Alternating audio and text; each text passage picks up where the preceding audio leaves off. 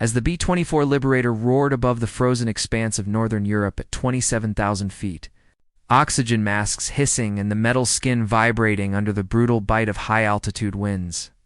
no one aboard could have imagined that within minutes the aircraft would become a spiraling inferno of ruptured fuel lines, exploding ammunition, and burning aluminum that turned the inside of the bomber into a floating death trap, streaking smoke across the sky. And as the formation flew deeper into enemy territory, the first burst of flak ripped through the belly with a sound like the sky splitting open, shredding hydraulic lines, severing controls, and igniting a fire that crawled hungrily toward the fuel tanks while the pilot fought to keep the Liberator steady. Engines coughing, instruments flickering, and the intercom filled with the screams of terrified crewmen choking on smoke. Yet amid the chaos, one man-hour central survivor felt time slow to a crawl as he realized their bomber was no longer flying.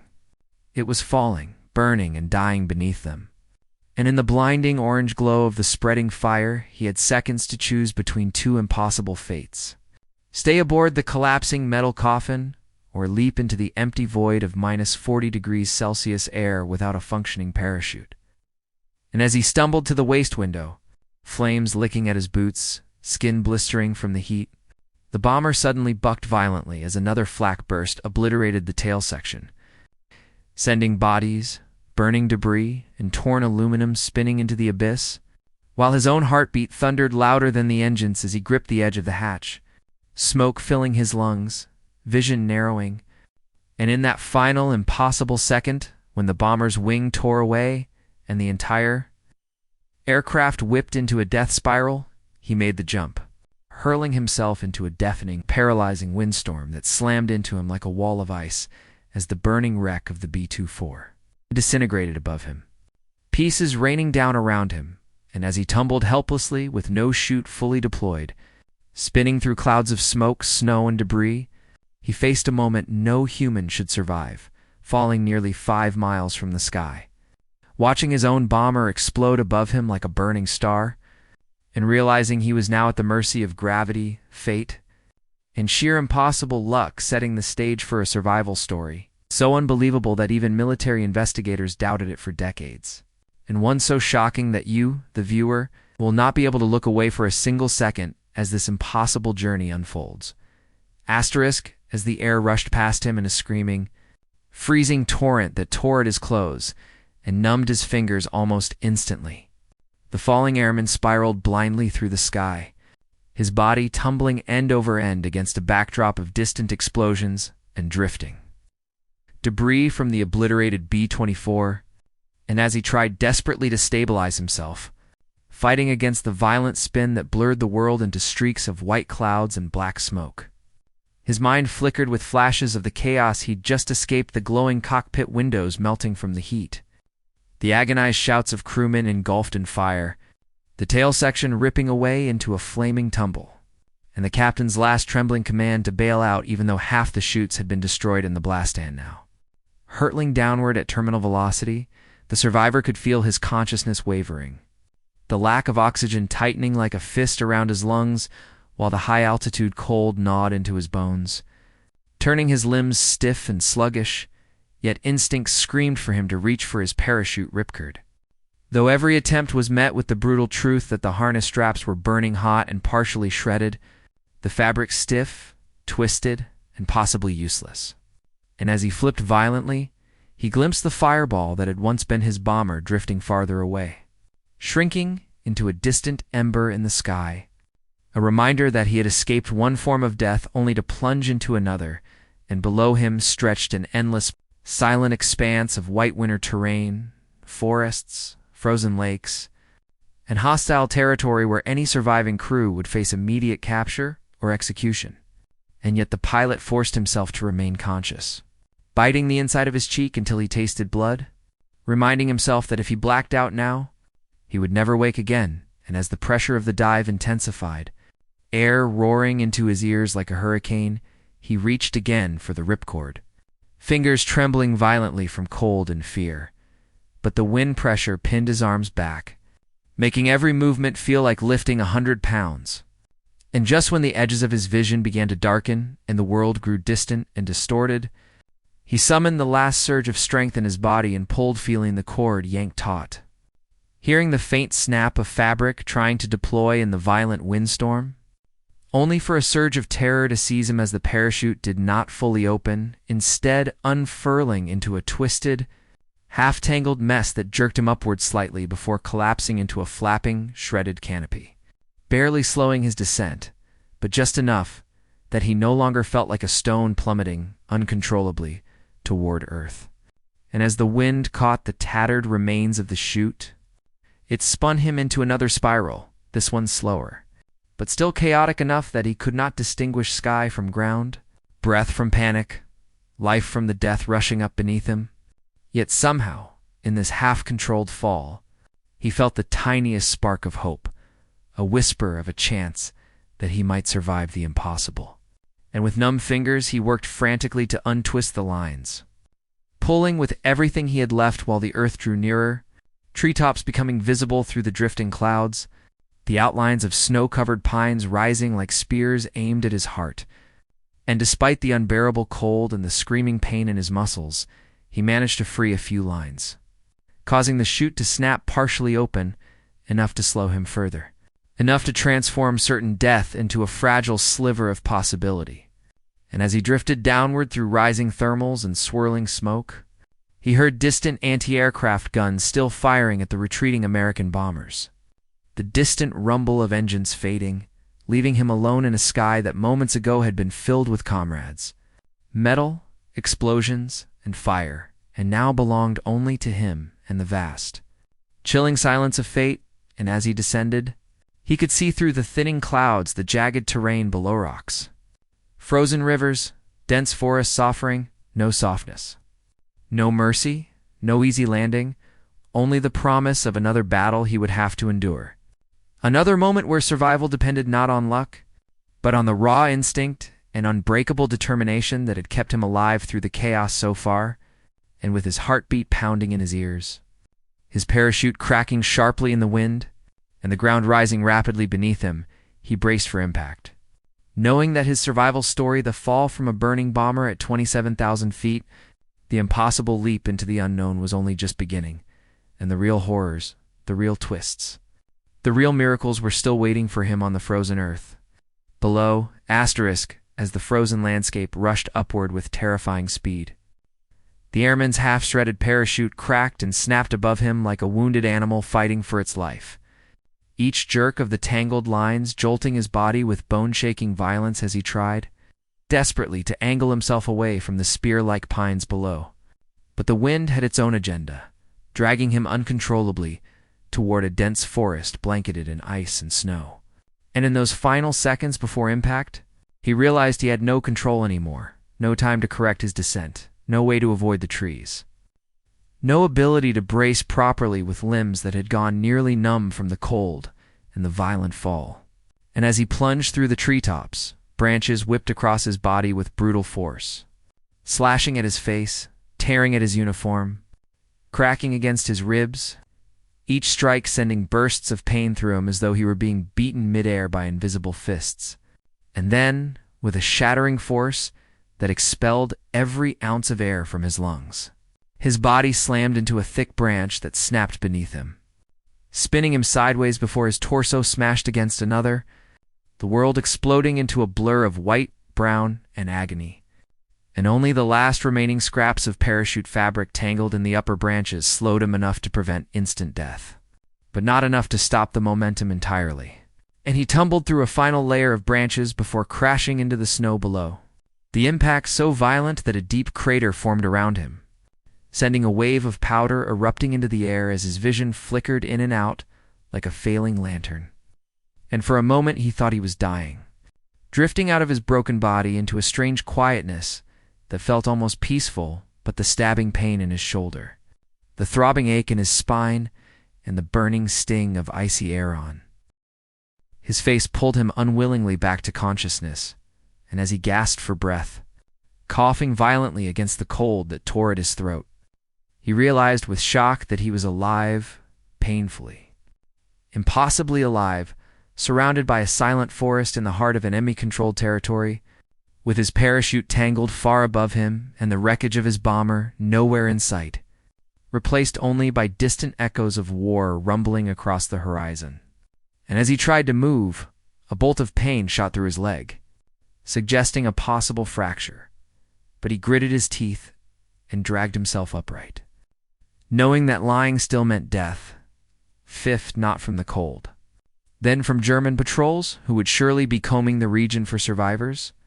And as he looked around at the endless expanse of snow, trees, and silence, panic threatened to overwhelm him. But he forced himself to breathe slowly, to think, to ground himself in the bitter reality that he had survived a fall from nearly 5 miles above the earth and had now stepped into a new battlefield, survival on the ground. Wounded, alone, and exposed, with no supplies, no weapons,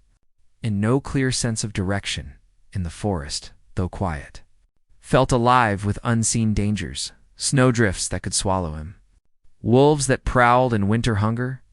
enemy soldiers who might appear at any moment, and the creeping cold that gnawed at him relentlessly. Seeping deeper into his bones with every second, he remained still. And as he forced himself onto unsteady feet, leaning against the rough bark of a tree to keep from collapsing, his ears caught the faintest sound, crackling branches. Not from the wind, but from movement slow, deliberate. Approaching out, his heart lurched with terror as he realized that the nightmare was not over, that whatever was coming toward him could decide in an instant whether he would survive or die in this frozen, unforgiving wilderness, and with no ability to run, no weapon, and barely enough strength to stand. He braced himself for the next chapter of his impossible story, knowing that this moment, the moment after surviving a fall from the heavens, could be the most dangerous one yet. Asterisk, as the airman stumbled deeper into the vast, frozen wilderness that stretched endlessly beneath the black sky. He realized that escaping the fireball in the heavens had only delivered him into another hell altogether, because the forest below was a labyrinth of skeletal trees, wind-whipped branches, and moonlit shadows that moved like living creatures. And every step he took, every breath he managed, felt like a fragile rebellion against the last remnants of strength he had left after free-falling from a dying bomber at 27,000 feet, and the snow beneath his boots crunched with an eerie hollowness, as though the entire landscape were holding its breath, waiting for him to collapse, waiting to swallow him whole. And he could feel the cold seeping through the torn fabric of his flight suit, creeping into his bones, slowing his movements, numbing his fingertips until they felt like shards of ice. But still he pushed forward, limping, bleeding, gasping, guided only by instinct, desperation, and a faint, flickering hope that somewhere beyond the darkness lay shelter, warmth, or at least a momentary reprieve from the relentless assault of wind and agony. And as he moved between the towering pines, their branches sagging under the weight of snow, he realized that the silence surrounding him was not natural, not peaceful, but oppressive, suffocating. The silence of a world untouched by war, but not untouched by danger. And he became acutely aware of every sound he made, the crunch of snow, the rasp of breath, the thump of his racing heart, and each sound felt like a beacon broadcasting his location to the unknown, unseen forces that lurked in the darkness. And yet the airman pushed forward, treading carefully, deliberately, weaving through shadow and moonlight, because somewhere in his gut he sensed that time was running out, that the same fate that claimed so many airmen before him, hypothermia, injury, capture, or the unforgiving wilderness, was closing in. Step by step, breath by breath, but then, without warning, the quiet of the forest shattered as a distant, bone-chilling sound echoed through the trees, the low rumble of approaching engines, the unmistakable growl of German patrol vehicles weaving through the forest roads. And the airman's heart lurched in his chest as he froze mid-step, dropping instinctively into the snow, pressing himself flat against the icy ground as his breath fogged the air in thin, trembling bursts, and the night around him seemed to tighten, as though the forest itself leaned in to listen, to watch. to determine whether he would survive this next chapter of the unreal journey that had begun in fire and metal, miles above the earth. And as the engines grew louder, headlights cutting thin slashes of brightness through the trees, the airman remembered the final moments aboard the burning bomber, the heat, the smoke, the screams,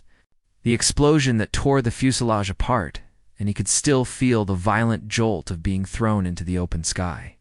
Spinning hopelessly, the world twisting into a storm of wind and debris. And it was that memory, that explosion, that reminded him now that life could end without warning. That survival depended entirely on instinct and timing. And so he held his breath, burying his face deeper into the snow, shivering as the cold bit at his exposed skin while the German patrol drew closer. Their voices now audible, sharp, clipped, methodical. The voices of soldiers trained to hunt and capture men exactly like him. And every second that passed felt like an eternity. Every heartbeat thundered in his ears, drowning out the wind, the rustling branches, the faint hum of machines, until finally the vehicles came into view through the cracks between the trees, their silhouettes looming like mechanical predators, each headlight sweeping across the forest in wide, searching arcs that illuminated falling snowflakes like drifting sparks from a dying fire. And the airman prayed, not out of religious devotion, but out of desperation that the beam of light would not land on him, that the soldiers would pass by, oblivious to the wounded man lying half-frozen beneath the pines. But his hope was shattered as one of the headlights swung sharply in his direction, washing the ground around him in brilliant white, and in that instant the airman felt something break inside. A raw surge of adrenaline exploding through his veins, forcing his trembling body into motion, and he clawed, dragged himself toward the cover of a fallen tree trunk nearby, leaving a faint trail of blood in the snow, a trail that glowed dark under the moonlight. And as he reached the log and pressed his back against its frozen bark, he could hear the soldiers shouting to one another, their voices rising in excitement, the tone unmistakable. They had seen something, or thought they had, and were now converging toward the exact spot he had just escaped. Rifles raised, boots crunching rhythmically through the drifts, and the airman's breath quickened as he pressed himself tighter against the log, praying the shadows would hide him, praying the forest would protect him. And the night stretched into a taut, unbreakable tension as the soldiers drew near, their footsteps multiplying, their searchlights cutting through the darkness like divine judgment, each beam passing mere inches from the airman's trembling form. And he felt his heart beating so violently, he feared the sound alone would give him away. But then, in a moment, both miraculous and agonizing, the soldiers passed, their boots marching on, their lights sweeping forward, convinced whatever they had glimpsed was no more than an animal darting through the snow. And as the last of the voices faded into the distance, the airman remained still, frozen not by the cold, but by the realization of how close he had come to capture. And slowly, painfully, he pushed himself upright, legs trembling, lungs burning, mind spiraling between exhaustion and determination. And he continued deeper into the forest, knowing that dawn would bring new dangers, knowing that his injuries were worsening, knowing that the cold was eating away at him inch by inch, but also knowing that he had survived things no man was supposed to survive: a burning bomber, a 27,000-foot fall, a frozen wilderness, and the boots of enemy soldiers passing inches from his face. And it was that knowledge, that impossible truth, that fueled him as he staggered forward into the unending darkness of the forest, unaware that the most shocking part of his journey had yet to reveal itself, unaware that the truth behind his miraculous fall, the mystery of how he survived, and the secrets buried in this forest would soon unravel into a revelation that would shock the world and rewrite everything anyone believed about the final minutes aboard his doomed bomber, as the burning bomber spiraled downward through the freezing thin air at 27,000 feet. The surviving gunner felt the metal skeleton of the aircraft groan beneath him like a dying beast, flames chewing through the fuselage, ammunition cooking off in violent bursts, hydraulic lines snapping in clouds of steam, and the wind shrieking through every torn panel like the wail of something ancient and angry. And even though he knew deep in his bones that no one should be alive inside this airborne coffin of fire, A part of him refused to accept that this was the end, even as the pilot's last command still echoed in his ears. "Get out now,"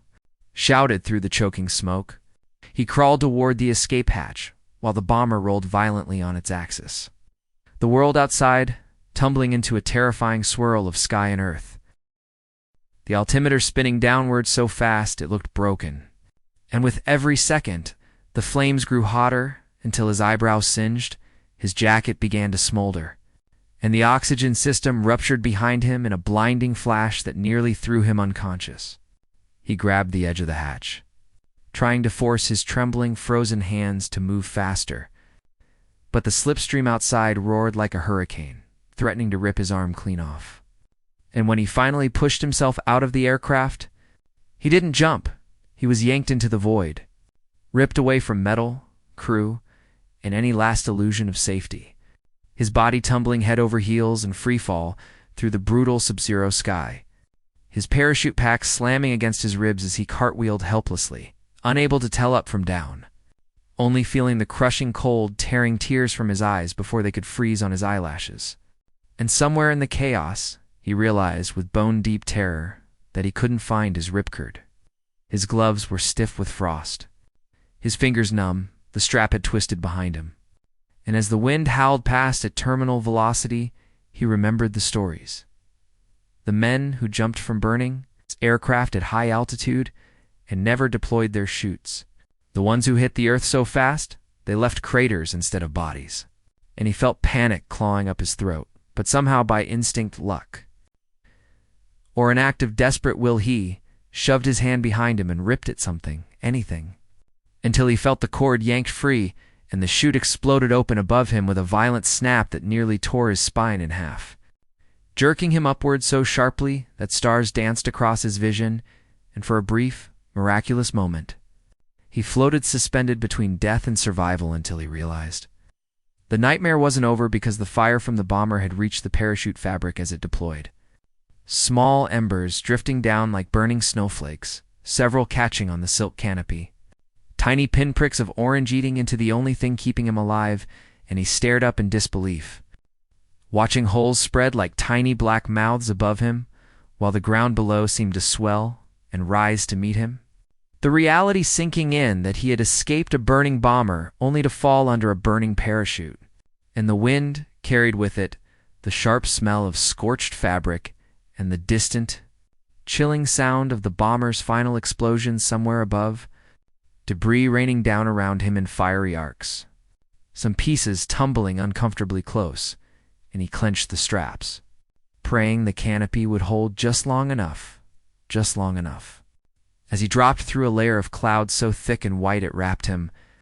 in eerie silence for a heartbeat, only a heartbeat, before he burst out of the bottom into a scene even more terrifying. A frozen wasteland of jagged mountains, snowfields,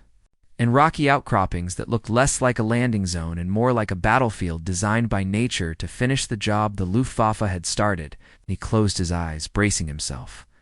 knowing he had no control, no guidance, nothing but descent and hope, until the final seconds blurred into a whirlwind of snow, wind, and fear as the ground rushed up to swallow him, and survival became nothing more than a question of luck, fate,